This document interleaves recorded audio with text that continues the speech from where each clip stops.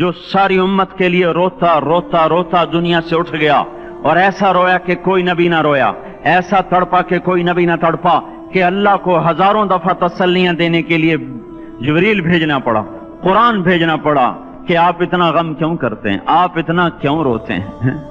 एक दफा मैंने वो आयात जमा की थी जिनमें अल्लाह ताला ने अपने नबी को तसल्ली दी है, वो इतनी बन गई कि उनको लिखना मुश्किल होगा मेरे लिए।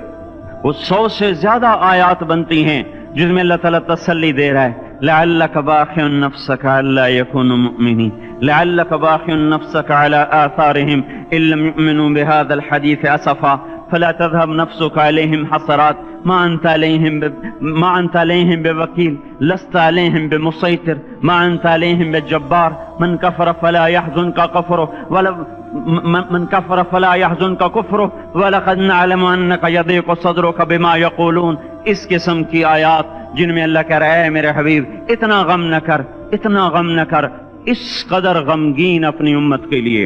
इसके बावजूद आपका गिला कुरान ही में सुन लो, जब ऐसे नाफरमान जो कबीरा गुनाह करते करते मर गए, इस बदयांती में, शराबों के पीने में, नमाज के छोड़ने में, कबीरा गुनाहों में गर्क होके मर गए, तो यही अल्लाह का रसूल जो हमारे लिए रोया भी, रसूल क़यामत के दिन जब देखेगा हमारी नाफरमानियां तो कहेगा या रब्ब इन्न कौम इत्तखज़ू हाज़ल कुरआन महजूरा।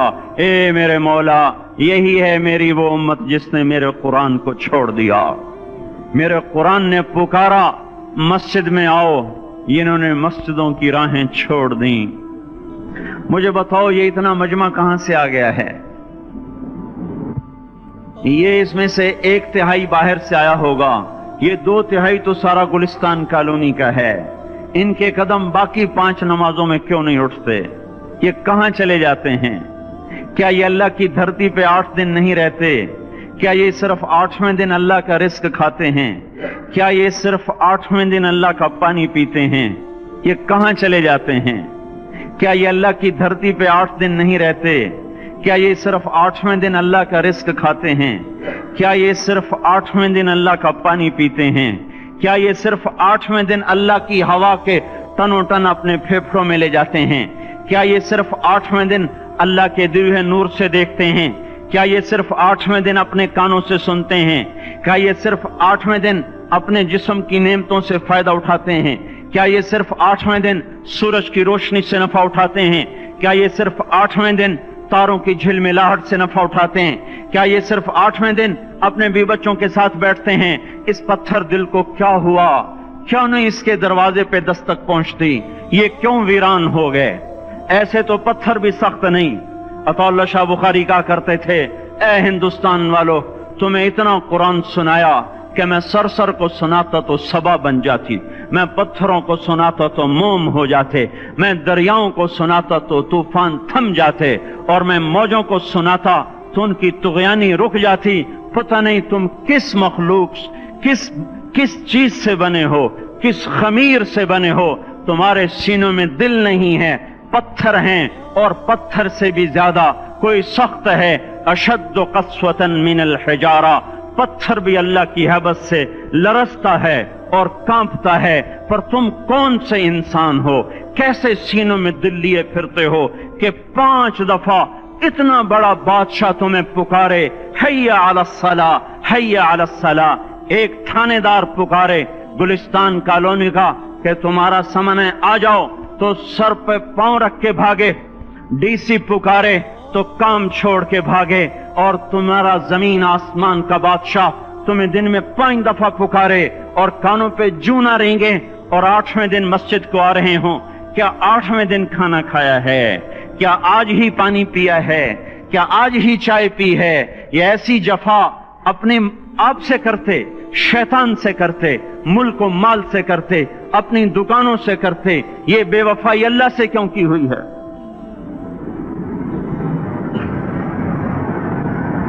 जिस जमीन पे सजदा ना अदा हो, इससे बड़ा भी कोई जुर्म है?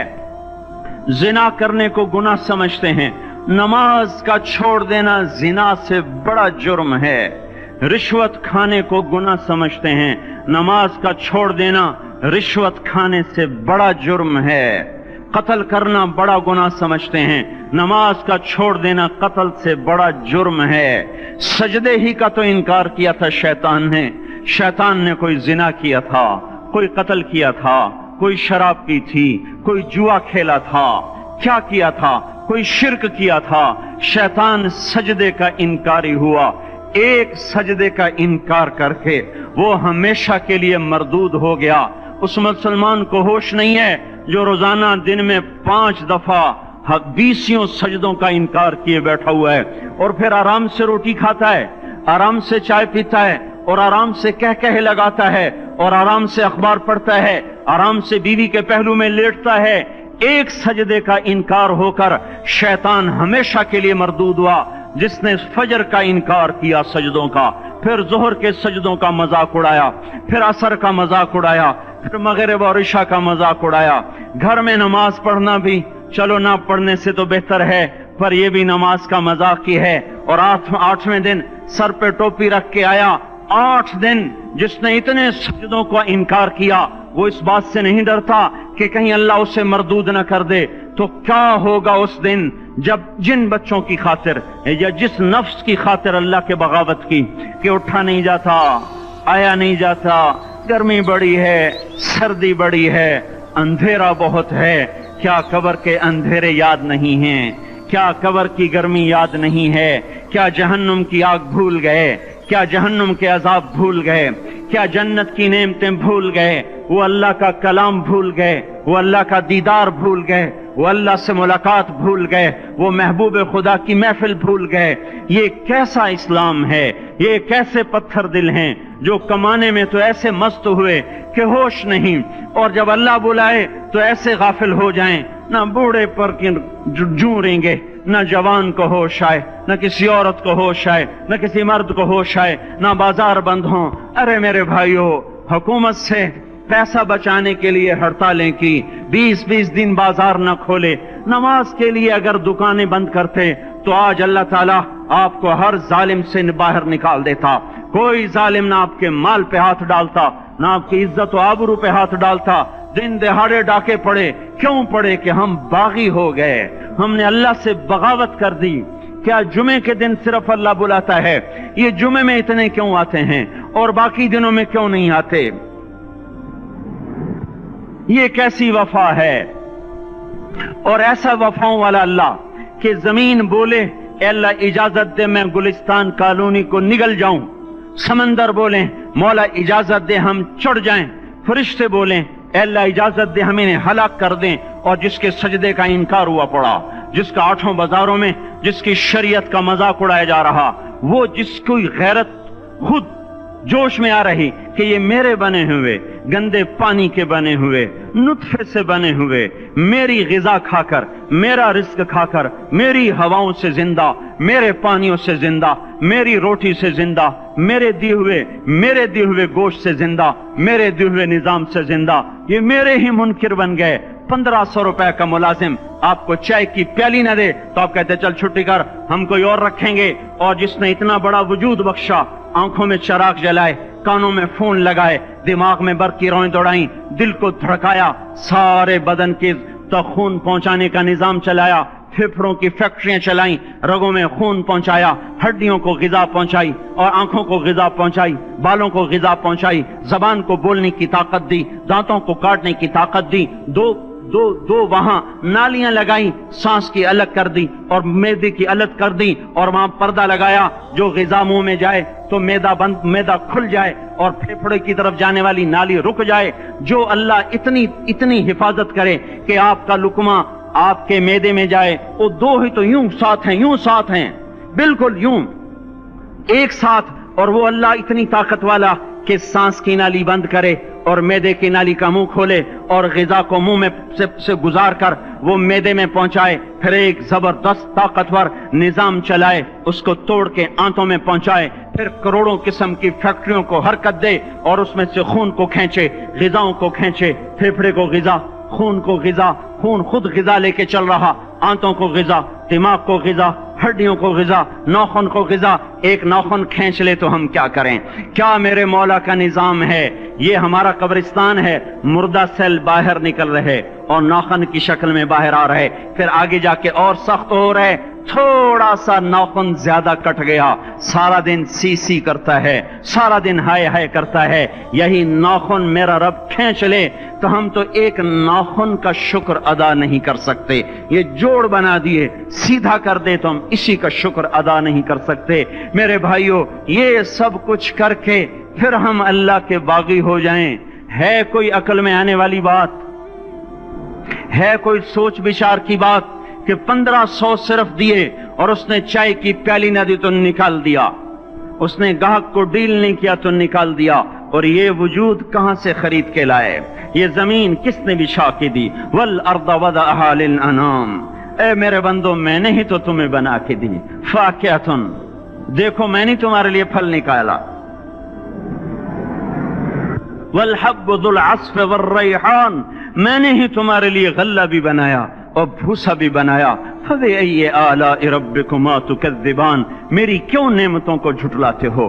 کیوں میرے باغی بنتے ہو؟ کس کس کا انکار کرتے ہو؟ دیکھتے نہیں ہو رب المشرق والمغرب، رب المشرقین والمغربین، میں تمہارے مشرق کا بھی رب ہوں، مغرب کا بھی رب ہوں، شمال کا بھی رب ہوں، جنوب کا بھی رب ہوں، فبأي آلاء ربكما تكذبان، پھر بھی تم میرے باغی ہو گئے، پھر بھی مجھے میری نعمتوں کو جھٹلاتے ہو۔ خلق الانسان من صلصال کالفخار وخلق الجان من مارج من نار، تمہیں مٹی سے بنایا، جن کو آگ سے بنایا، میری فبأي آلاء ربكما تكذبان، کیوں مجھے جھٹلاتے ہو؟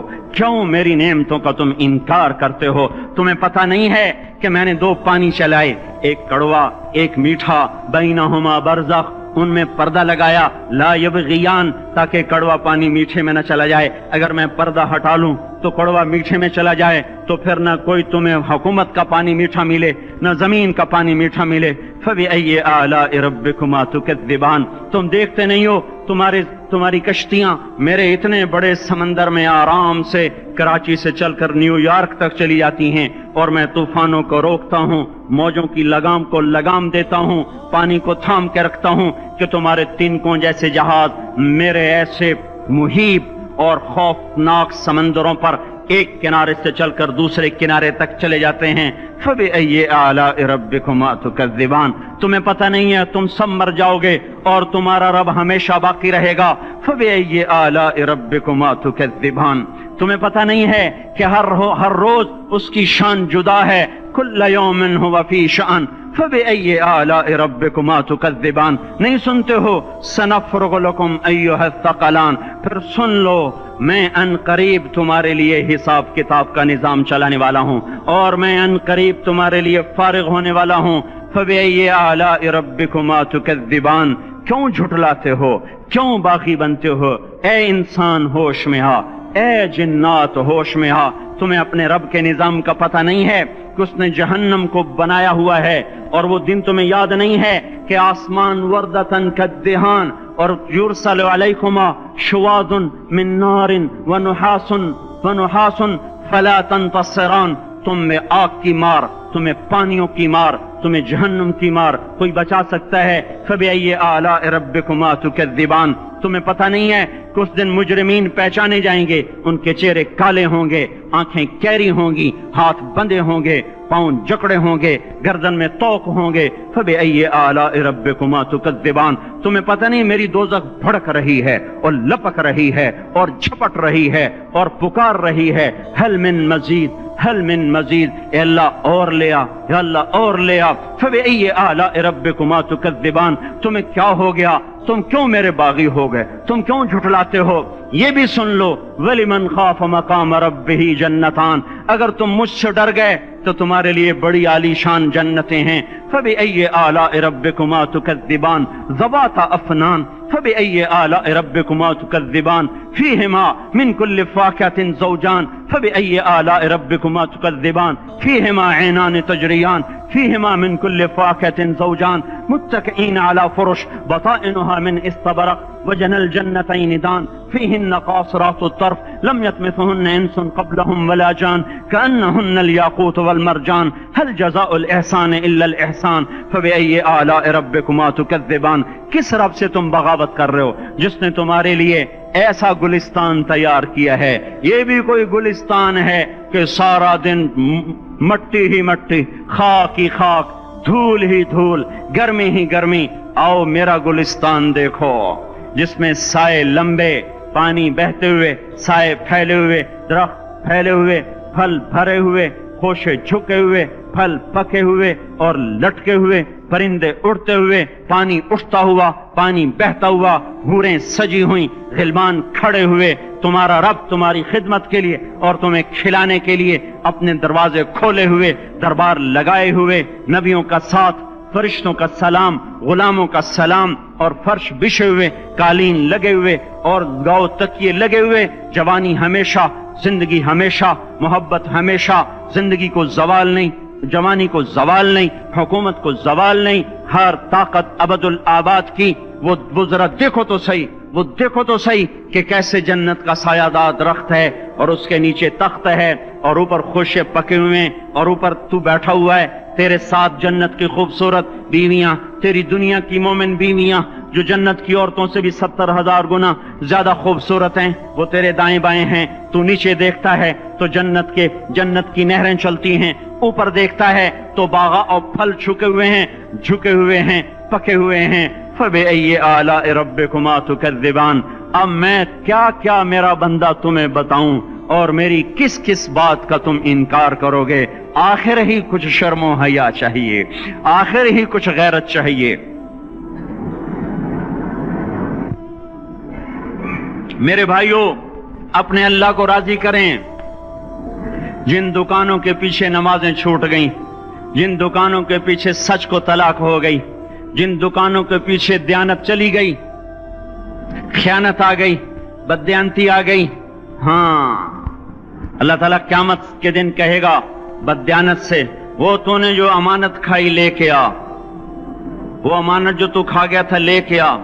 کہے گا یا اللہ کہاں سے لاؤں، وہ تو دنیا میں رہ گئی. اللہ تعالیٰ فرمائیں گے پڑی ہوئی ہے جہنم میں، پڑی ہے، جا اٹھا کے لا. اور وہ جہنم میں کیسے جائے؟